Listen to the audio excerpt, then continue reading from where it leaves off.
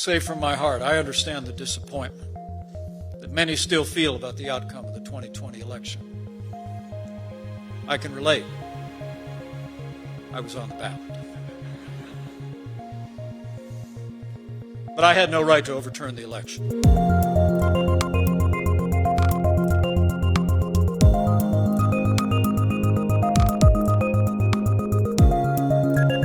The former Vice President Mike Pence is the latest anti-Trump candidate to announce that he is running for president. Former Vice President Mike Pence officially launched his campaign in Iowa, not his home state of Indiana.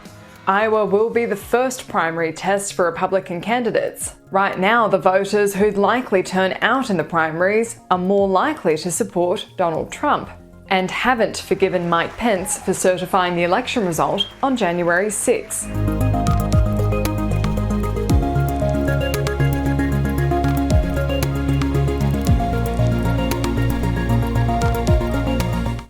On that fateful day, President Trump's words were reckless.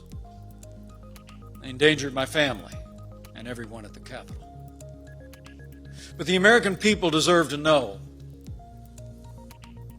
that on that day, President Trump also demanded that I choose between him and the Constitution. Now voters will be faced with the same choice. I chose the Constitution, and I always will.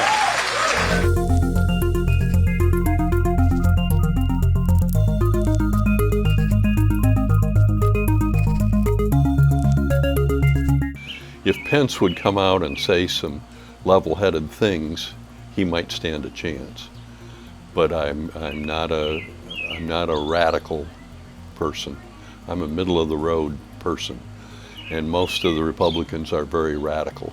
I think there's a lot of people that were that used to really respect and love who he is and all that stuff. I think a lot of them thinks that he didn't do right for Trump.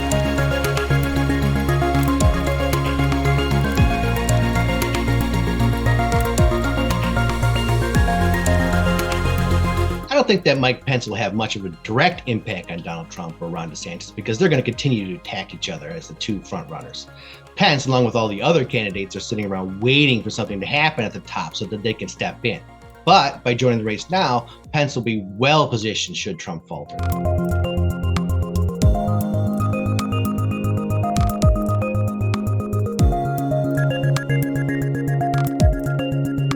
Donald Trump has so smashed the paradigm of what Republican and independent voters want and expect in a candidate.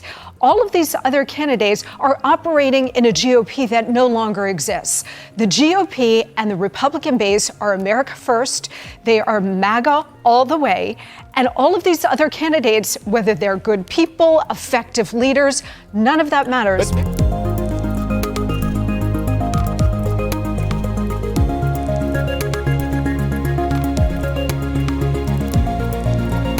Former President Donald Trump is still leading the increasingly crowded field of candidates in the polling. The next closest candidate is Florida Governor Ron DeSantis. All these candidates are now fighting it out for a spot on the debate stage, with the first debate set to be held in August of this year.